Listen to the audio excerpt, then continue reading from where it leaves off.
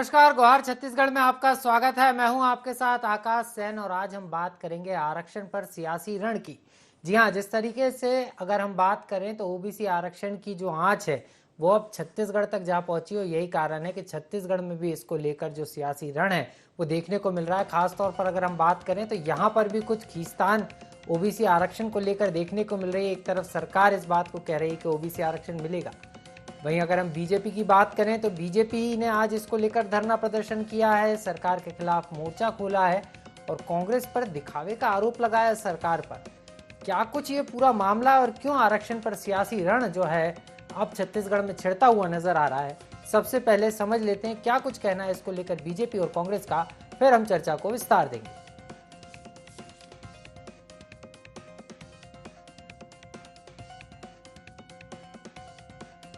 छत्तीसगढ़ की सरकार पिछड़ा वर्ग समाज के साथ बहुत ही छल करने का प्रयास कर रही है। एक और मुख्यमंत्री जी 2019 में घोषणा करते हैं कि पिछड़ा वर्ग को 27% आरक्षण दिया जाएगा, लेकिन आज 2022 हो गया है। उन्हीं के कांग्रेसी के द्वारा न्यायालय में वाद दायर करके और इस पे स्टे लिया गया है।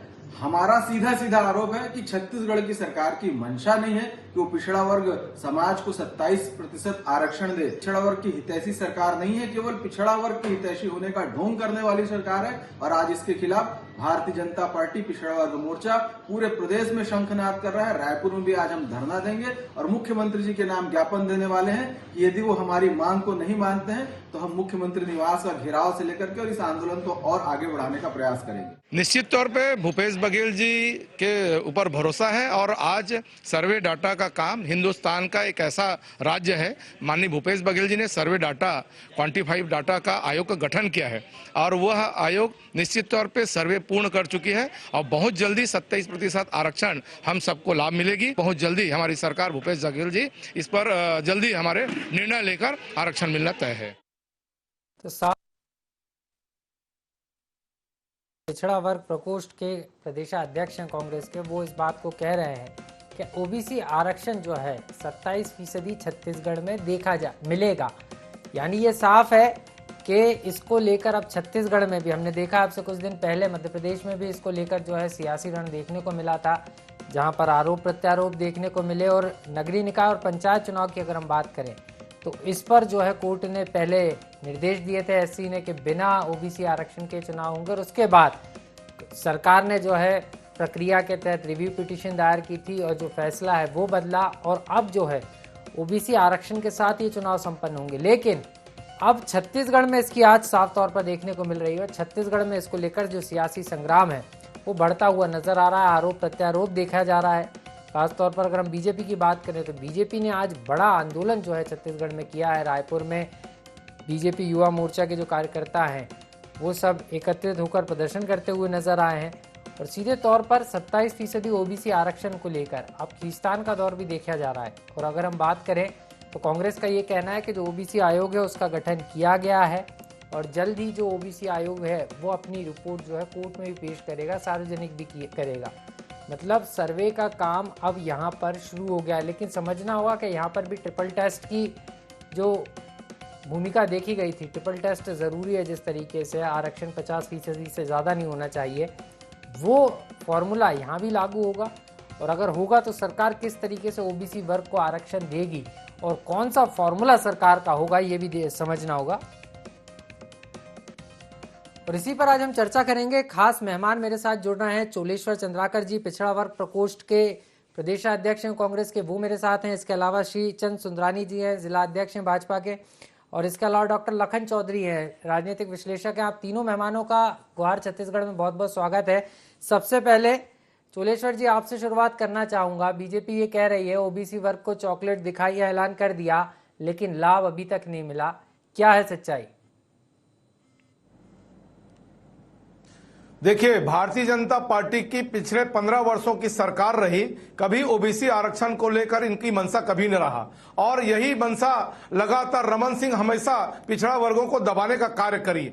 जब से हमारी सरकार आदरणीय भूपेश बघेल जी के नेतृत्व वाली सरकार बनी है, सबसे पहले क्वांटिफाइड डाटा करेक्शन का सर्वे का एक आयोग गठन करवाए और उस आयोग के गठन के पश्चात निश्चित तौर पे धरातल स्तर पे सर्वे हुई और धरातल स्तर पे सर्वे होने के पश्चात 2022 में वो जून के अंतिम सप्ताह तक ये डाटा सर्वे हमारे सरकार के पास आ जाएगी और आदरणीय भूपेश बघेल जी के नेतृत्व वाली सरकार में निश्चित तौर पे 27% के आरक्षण हम सबको मिलेगी। और ये भारतीय जनता पार्टी के लोग सिर्फ आंदोलन दिखावा है, इनका छल और गुमराह करना इनका फितरत में रही है। यदि इनकी मंशा ठीक रहती तो 15 साल तक रमन सिंह की सरकार थी, कभी ओबीसी के बारे में चर्चा नहीं की, कभी ओबीसी समाज को लेकर कभी नहीं चला, सिर्फ ठगने के अलावा कुछ नहीं किया रमन सरकार ने। और हमारी सरकार हमेशा सभी वर्गों के लिए, चाहे वो किसान वर्ग हो, मजदूर हो, महिलाओं हो या बच्चे हो, रोजगार हो, सभी वर्गों के लिए ध्यान देने वाली हमारी सरकार भूपेश सरकार है। और भूपेश सरकार है तो भरोसा है और बहुत जल्दी डाटा कलेक्शन होने के पश्चात निश्चित तौर पे 27% के आरक्षण हम सबको लाभ मिलने वाली है। आज इसी विषय पर आज हम लोगों ने ओबीसी कांग्रेस के नेतृत्व में सर्वे का काम पूरा होने पर हम लोगों ने आज मिठाई बांटे हैं, लोगों को आज खुशियां मनाए हैं, आतिशबाजी की है। तो ये अपने आप में ऐतिहासिक कदम आदरणीय भूपेश बघेल जी के काम से हिंदुस्तान में चोलेश्वर जी यही समझना चाहूंगा, आप कह रहे हैं सर्वे रिपोर्ट पूरी हो गई है, कितने प्रतिशत ओबीसी वर्ग निकल कर आया छत्तीसगढ़ में अगर हम बात करें तो? और जो ट्रिपल टेस्ट के फॉर्मूले की बात हो रही है, ऐसा कोई टेस्ट वहां पर भी हुआ है क्या? लगभग अभी 42% सर्वे लगभग कार्य पूर्ण हो चुकी है, लेकिन जब डाटा कंप्लीट होने आएगा तो निश्चित तौर पे सार्वजनिक किया जाएगा और तत्काल हमारी सरकार 27% आरक्षण को लेकर निश्चित तौर पर जिस प्रकार से घोषणा हुई है वो पूरा अक्षरशः पालन करने के लिए हमारी आप कह रहे हैं सरकार अक्षरशः पालन होगा और सरकार जो है कांग्रेस की सरकार 27% ओबीसी आरक्षण छत्तीसगढ़ में देगी। लेकिन बीजेपी के अपने आरोप हैं और बीजेपी सड़कों पर भी है। श्रीचंद सुंदरानी जी समझ लेते हैं। सुंदरानी जी आप कैसे देख रहे हैं? यहाँ पर तो कांग्रेस साफ तौर पर कह रही है कि आयोग का गठन हो चुका, आयोग ने सर्वे की शुरुआत भी कर दी है और 42% सर्वे पूरा भी हो गया। यही कारण है कि जश्न भी मना लिया है कांग्रेस ने, और कांग्रेस ये भी कह रही है कि हम तो 27% ओबीसी आरक्षण देंगे। लेकिन आपका क्या मानना है? कब देंगे? 3.5 साल सरकार के निकल गए, 1.5 साल मात्र सरकार के बचे हैं और इन्होंने वादा किया था, वादा पूरा नहीं किया। कहीं अदालत में अपने ही लोगों से एक याचिका दायर कराई, स्थगन अदालत से लेकर अदालत की आड़ लेकर इसको पेंडिंग रख रहे हैं। मुख्यमंत्री जी स्वयं ओबीसी वर्ग से आते हैं, इसका लाभ छत्तीसगढ़ को मिलना चाहिए था। ये भारतीय जनता पार्टी की 15 साल की सरकार पे आरोप लगाते हैं। अरे आपने वादा किया, आप ओबीसी के हित चिंतक बताते हैं, अपने आप को ओबीसी नेता बताते हैं, आप मानते हैं कि ओबीसी की सरकार है, क्यों नहीं आरक्षण दे रहे हैं? हम मांग कर रहे हैं, हम आपके साथ खड़े हैं, हम चाहते हैं कि 27% आरक्षण लग जाए छत्तीसगढ़ में, क्योंकि भूपेश बघेल जी की सरकार इसको किसी न किसी रूप से टालना चाहती। वास्तविकता यह देखिए, मध्य प्रदेश में सुप्रीम कोर्ट में जल्द से जल्द प्रस्ताव रख के शिवराज जी की सरकार ने वहां पे 27% आरक्षण लागू करवाया कोर्ट के माध्यम से, और वहां अब चुनाव भी होने जा रहे हैं, नगरीय निकाय के स्थानीय संस्थाओं के चुनाव इसी 27% के आरक्षण के आधार पर हो रहे हैं। केंद्र में मोदी जी की सरकार ने भी 27% आरक्षण ओबीसी को दिया है, तो छत्तीसगढ़ की सरकार क्यों नहीं दे रही? हमारा तो सवाल ये है, और देना पड़ेगा, हम लड़ेंगे इसके लिए। आज भी हमने पूरे प्रदेश व्यापी धरना दिया है। अगर इसके बाद भी भूपेश बघेल सरकार यहाँ पे आरक्षण देने में विफल होती है तो निश्चित रूप से हम इसको उग्र आंदोलन करेंगे। नहीं, उग्र आंदोलन करेंगे सुंदरानी जी, लेकिन थोड़ा सा आपको मैं दुरुस्त कर देता हूँ। कोर्ट के जो दिशा निर्देश आए हैं वो ये आए हैं कि 50% से ऊपर नहीं होना चाहिए। अगर हम मध्य प्रदेश की बात करें तो मध्य प्रदेश में पार्टियां जो है अब टिकट 27% लोगों को ज्यादा देंगी, ओबीसी लोगों को, क्योंकि अगर हम बात करें तो जो फॉर्मूला कोर्ट के दिशा निर्देश आए उसमें यही है कि 50% से ज्यादा नहीं होना चाहिए, और अगर 27 मिलने लगा तो ये 50 के ऊपर हो जाएगा। तो ये इसको समझना होगा ना। आप कह रहे हैं कि मिलने लगा है, ऐसा पॉसिबल है क्या? भाई सुप्रीम कोर्ट ने मध्य प्रदेश में अभी आदेश दिया है, उसी के आदेश के आधार पर आदेश यही दिया है। मैं मध्य प्रदेश का ही बता रहा हूँ आपको। आदेश यही दिया है कि 50 से एक्सीड ना हो तो ओबीसी आरक्षण का लाभ मिलेगा, लेकिन कितना मिलेगा वो राज्यों को, राज्य सरकार को तय करना है। तो उसमें 14% का फॉर्मूला अभी तो फिट बैठता है। राज्य सरकार तय करे ना, क्यों नहीं तय कर रही है? जी हम तो चाह रहे हैं कि राज्य सरकार जल्द से जल्द तय करे और ओबीसी वर्ग को इसका लाभ मिले। चलिए, आप चाह रहे हैं ओबीसी वर्ग को लाभ मिले, लेकिन कैसे मिलेगा ये फॉर्मूला समझना बहुत जरूरी है। चलिए, लौटूंगा आपके पास। तो सरकार का काम है ना, हम तो जी जी, विपक्ष में है। चलिए हमारा काम 15 सालों में ओबीसी वर्गों को हमेशा दबाने का काम किया और हमारी सरकार को उठाने का काम किया और चिट फंड का पैसा ये लोग डुबाने का काम हमारे ये लोगों ने किया। ये सबसे बड़ी दिक्कत है। और चिट फंड में किन लोग डूबे हैं? हमारे ओबीसी भाई के लोग। से इसको देख रहे हैं वो। सर, आप कैसे देख रहे हैं? क्योंकि 27 के फॉर्मूले की अगर हम बात करें तो ओबीसी आरक्षण को 27% आरक्षण देने की बात मध्य प्रदेश में भी हुई थी, कोर्ट में भी मामला गया था, जमकर सियासी रण मध्य प्रदेश में भी देखा गया, लेकिन अब इसकी आज छत्तीसगढ़ में देखने को मिल रही है। आपको क्या लगता है, ऐसा पॉसिबल है क्या छत्तीसगढ़ में? ये जिस तरह से कोर्ट का निर्णय आप बता रहे हैं मध्य प्रदेश का कि 50% से ऊपर नहीं होना चाहिए, तो उस हिसाब से तो देखिए अभी ट्राइब्स को 32% आरक्षण है और कास्ट को हमारे यहाँ 12 था, उसको बढ़ा के 13 कर दिया है, तो 44-45% तो यही हो जाता है जी। तो इस हिसाब से यदि 50% आरक्षण इससे ऊपर नहीं होगा तो फिर तो 5 या 6% ही ओबीसी को मिलेगा, तो 14% वाला फार्मूला भी लागू नहीं हो सकता। पहली बात जी, देखिए इसमें बहुत बड़ा पेच है आकाश जी, और ये आने वाले समय में आपके यहाँ मध्य प्रदेश में जैसे ही ये मामला तूल पकड़ा था, अब छत्तीसगढ़ में ये मामला तूल पकड़ रहा है और जैसे जैसे चुनाव नजदीक आएंगे वैसे वैसे इस मामले को और हवा मिलेगी। और दोनों पक्ष, क्योंकि भाजपा चाहे कांग्रेस, दोनों के जो बहुत बड़ा जो वोटर क्लास है, वोटर वर्ग है, वो ओबीसी का है। और ओबीसी वोटर अभी किस तरह से आप देखेंगे कि उत्तर प्रदेश चुनाव में निर्णायक भूमिका निभाई थी। उत्तर प्रदेश चुनाव में भाजपा को जो बड़ी जीत मिली है उसमें कहा जा रहा है कि जो ओबीसी का वोट शेयर जो है बहुत तेजी से भाजपा की ओर फिसला था। यही वजह है कि उत्तर प्रदेश में तमाम एंटी इनकम्बेंसी के बावजूद भी भाजपा जो है सरकार बनाने में सफल रही। तो यही वजह है बिहार में भी ये देखिए मामला ओबीसी आरक्षण का मामला उठता रहा है। अब छत्तीसगढ़ में ये मामला इसलिए भी उठ रहा है क्योंकि छत्तीसगढ़ के बस्तर क्षेत्र को यदि छोड़ दे तो मैदानी इलाकों में रायपुर, दुर्ग, बिलासपुर संभाग में जो ओबीसी वोटर है, ओबीसी जो पॉपुलेशन है वो बहुत बड़ी पॉपुलेशन है, लगभग 50% से ऊपर मैदानी क्षेत्र में ओबीसी पॉपुलेशन है और एक बहुत बड़ा वर्ग है वोटर का ओबीसी का। और पिछले बार भी जब भूपेश बघेल की जो कांग्रेस की सरकार बनी है उसमें भी ओबीसी क्लास ने, जिसमें से अधिकांश किसान है, उन किसानों ने बहुत अहम भूमिका निभाई थी, जिसकी वजह से भाजपा की सरकार गई थी और कांग्रेस की सरकार आई थी। तो यही मुख्य वजह है जिसको लेकर इस समय आज दोनों पक्ष ने, भाई कांग्रेस कह रही है कि डेटा जो सर्वे का काम है एक तरह से पूरा हो गया, लेकिन चौलेश्वर जी जैसे कह रहे हैं कि 42% काम पूरा हुआ है, तो इसका मतलब है आधा अभी बाकी है। तो इसमें अभी समय है और किस तरह से डेटा के निष्कर्ष आएंगे वो तो बात की बात है, लेकिन मुझे लगता है कि छत्तीसगढ़ में ये जो मुद्दा है बहुत निर्णायक भूमिका में, चूंकि ओबीसी वोटर है इसलिए ये मुद्दा आने वाले दिनों में और बढ़ेगा। जी, निश्चित रूप से आने वाले दिनों में सर ये मुद्दा बढ़ेगा और निर्णायक इसलिए भी है क्योंकि अगर ओबीसी मतदाता की अगर हम बात करें, वो जिसके साथ चले गया, कम से कम सरकार बनाने का जो रास्ता है वो साफ हो जाता है। सर लौटूंगा आपके पास।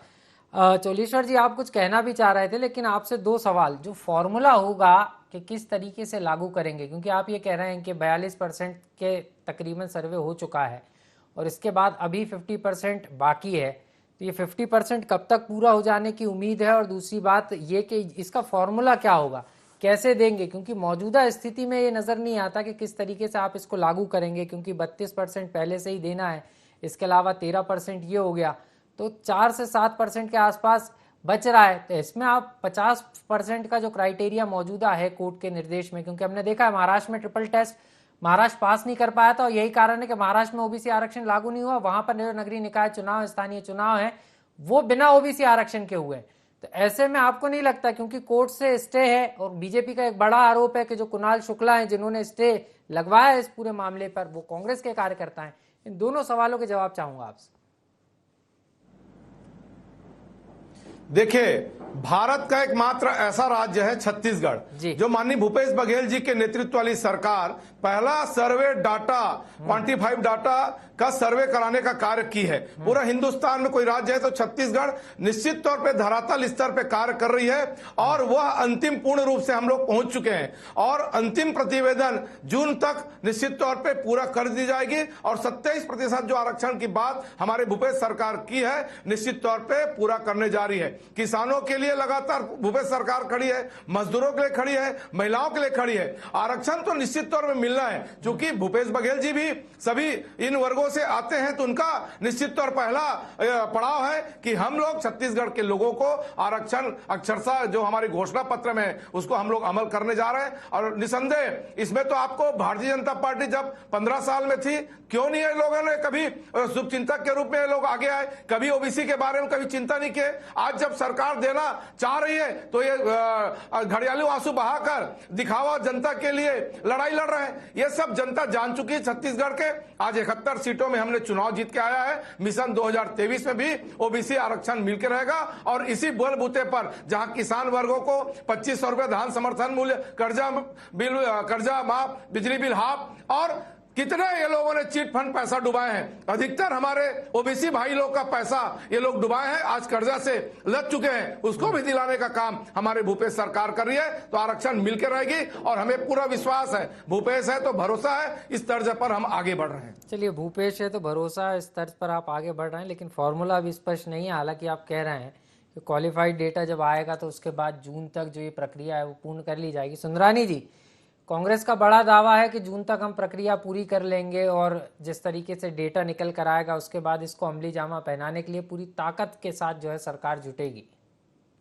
भरोसा है जी। भूपेश है तो शराबबंदी हो गई, भूपेश है तो 2500 का बेरोजगारी भत्ता 10 लाख नौजवानों को मिल गया, प्रॉपर्टी टैक्स आधा हो गया, ये यूजर चार्ज ऊपर से लगा दिया गया। भूपेश है तो भरोसा है। ये जितने भी आंगनबाड़ी और मितानिनों का मांगे बढ़ गया, स्वयं सहायता समूह का कर्जा माफ हो गया, यही भरोसा है भूपेश बघेल का। 36 के 36 वादे अधूरे, निराश्रित पेंशन 1500 रुपए करने की बात की थी, कहाँ गया वो निराश्रित पेंशन?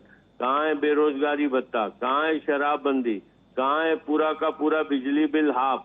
ये सिर्फ भरोसा की बात कह के लोगों को बेवकूफ बनाने का काम करते, लोगों की आंखों में धूल झोंकने का काम करते। 36 में 35 वादे इनके अधूरे रह गए। ये बात जरूर करते हैं भरोसे की, और न ही ये ओबीसी का आरक्षण देना चाहते हैं। अगर देना चाहते होते तो कांग्रेस के कार्यकर्ता से ही क्यों इन्होंने कोर्ट में पिटीशन दायर करवाया, फिर बाद में उसको निगम का अध्यक्ष बनाया? तो चलिए पूछ लेता हूँ, ये बड़ा आरोप है। मैंने पहले भी पूछा था सुंदरानी जी कांग्रेस से, चोलेश्वर जी से इस बात को पूछा था। कुणाल शुक्ला जी क्या कांग्रेस के कार्यकर्ता हैं जिन्होंने ये स्टे लिया है? इस तरीके का आरोप बीजेपी की तरफ से लग रहे हैं। चोलेश्वर जी क्या कहेंगे?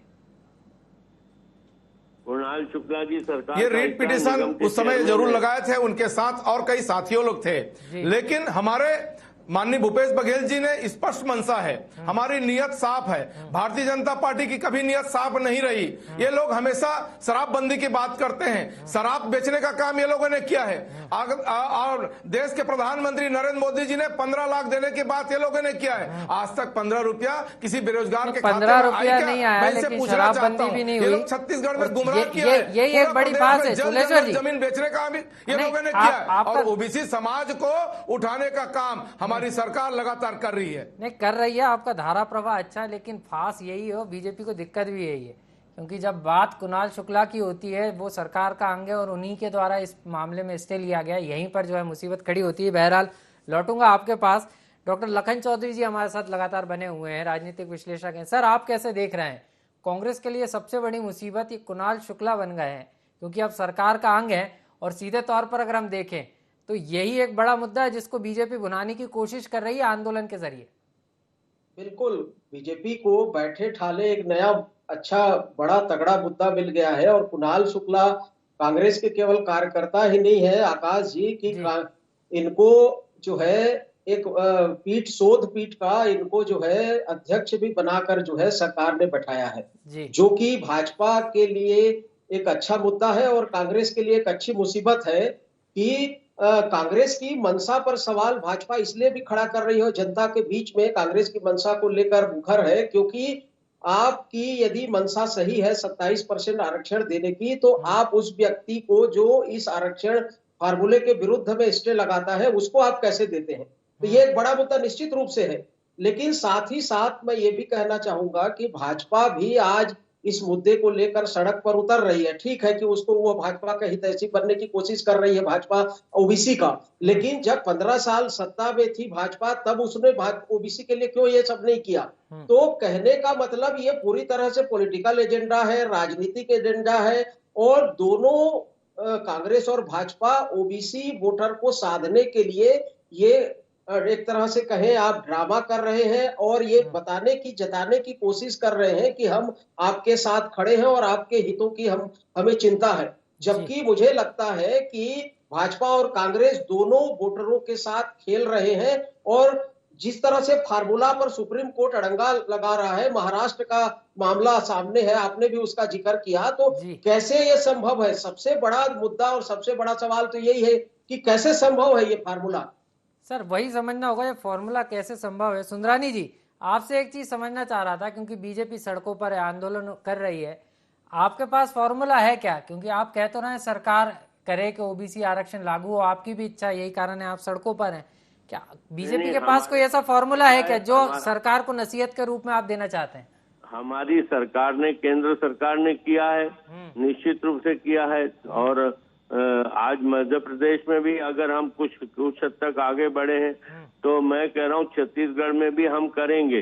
सवाल ये कि भूपेश बघेल हाथ खड़ा कर दे कि वो असमर्थ हो गए, बताएं लोगों के बीच में, क्योंकि वो गुमराह करते हैं। ओबीसी नेता हैं, खुद मुख्यमंत्री हैं, और आज अगर सरकार में बैठकर फार्मूला नहीं तय कर पा रहे हैं, तो क्या विपक्ष को बुला के राय लें, विपक्ष को बुला के बात करें, विपक्ष उनको देगा फार्मूला, लेकिन बुलाएंगे नहीं, बात करेंगे नहीं, तो हम अपनी ओर से क्यों देंगे इनको। चलिए, मतलब आप बुलावे का इंतजार कर रहे हैं, सड़कों पर जनता के साथ उतर रहे हैं कि सरकार तक आवाज पहुंचे, लेकिन आपको बुलावे का इंतजार है।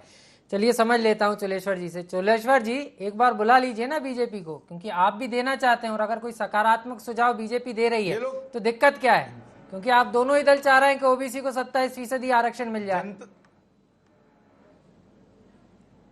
जनता के द्वारा घोड़े पीटे हुए घोड़े हुए हैं, और ये लोग जबरदस्ती का मैदान में उतरे हुए हैं, श्रेय लेने की बात कर रहे हैं। जब आरक्षण हमारा मिलना तय है, अलग अलग राज्यों का आरक्षण नीति अलग है, लेकिन हमारे यहाँ छत्तीसगढ़ में हमारी सरकार देने के लिए मंशा बनाई है। पूरा हिंदुस्तान में डाटा कलेक्शन का सर्वे, एक आयोग का गठन हुआ, जहां रिटायर्ड जस्टिस यहाँ बैठे हुए हैं और अधिकारी कर्मचारी बैठे हैं, और पूरा जनगणना के आधार पे सर्वे पूरा धरातल स्तर पे, गांव में, गली में, मोहल्ला में जा जाके कर रहे हैं, और लगभग वो डाटा कंप्लीट होने का है। जब आरक्षण देने की बात लगभग पूरी हो चुकी है, श्रेय लेने की बात ये लोग कर रहे हैं। इस किस मुंह से लेंगे भाई? आदरणीय भूपेश बघेल जी लगातार ओबीसी वर्गों के लिए, किसानों के लिए, महिलाओं के लिए, नौजवानों के लिए और सभी वर्गों के लिए कार्य कर रही है, और धरातल पर दिख रही है। वो जाके सरगुजा में जबरदस्त तरीके से लोगों से मिल रहे हैं, बस्तर में मिल रहे हैं, उनकी आवाज बन के सुन रहे हैं, उनके आवाज बन के, तो चोलेश्वर जी आवाज बनकर तो मुख्यमंत्री सुन रहे हैं, जनता ने चुना भी उनको है, लेकिन फॉर्मूला यही है कि 27% ओबीसी आरक्षण मिलेगा, कैसे मिलेगा ये क्लियर कांग्रेस नहीं कर पा रही, और शायद यही कारण है कि बीजेपी इसको मुद्दा भी बना रही है। बहरहाल अंतिम वक्त में हम चल रहे हैं कार्यक्रम के। सुंदरानी जी, अब आगे बीजेपी क्या करेगी ये मैं आपसे समझना चाह रहा हूं, क्योंकि आज का आंदोलन का आगाज हो गया है, लेकिन आगामी समय में किस तरीके से इस आंदोलन का स्वरूप देखने को मिलेगा, और आप कैसे, क्योंकि आप ये कि आपको बुलावे का इंतजार है, तो ये तो साफ है कि बीजेपी खुद आगे जाकर अपनी जो सहमति है या अपनी जो ओबीसी आरक्षण को लेकर जो तमाम बिंदु हैं वो सरकार को नहीं देगी, सरकार के बुलावे का इंतजार है। तो आप ये बता दीजिए स्ट्रेटेजी क्या रहने वाली है आपकी? को लेकर जनता के बीच में जाएंगे, बड़ा आंदोलन करेंगे। आज तो हमने धरना दिया है, हम मुख्यमंत्री का घेराव करेंगे निश्चित रूप से हमारा पूरा प्रदेश भारतीय जनता पार्टी इस मुद्दे को लेकर सड़क पे और आगे अभी लड़कर इस ओबीसी वर्ग को न्याय दिलाने का काम करेगी और हम लोग भाजपा। मिशन 2023 में 71 सीटों के साथ आगे बढ़ेंगे और आने चलिए, वाले आप- दिनों में आप- बताएंगे चोलेश्वर जी, कांग्रेस की ये सरकार मधुमस्त साथी पे सवार रहो तुलेश्वर इस जी। बात को नोट कर लीजिए नहीं, आप। नहीं, आप चलिए। आप मधुमस्त साथी पे सवार रहो, लोगों की आंखों में धूल आप लोग झोंको। 15 चलिए, साल आप सिर्फ लूटने का दोनों काम किया, आप दोनों से मैं छत्तीसगढ़ में चाहूंगा ठगने समय का चाहूंगा काम किया सर, है। आप दोनों ओबीसी थोड़ा वर्ग संयम को रखें कार्यक्रम दबाने के का अंतिम काम बेला किया में। है। सर लखन सर, आप कैसे देख रहे हैं, क्योंकि ये तो साफ है कि दोनों ही दल ओबीसी वर्ग को साधना चाहते हैं और ऐसे में ओबीसी आरक्षण की जो फांस है वो अभी निकलने वाली नहीं है और शायद 2023 में बड़ा मुद्दा भी होगा। आपको क्या लग रहा है, अब इसके बीच का रास्ता कैसे निकल सकता है?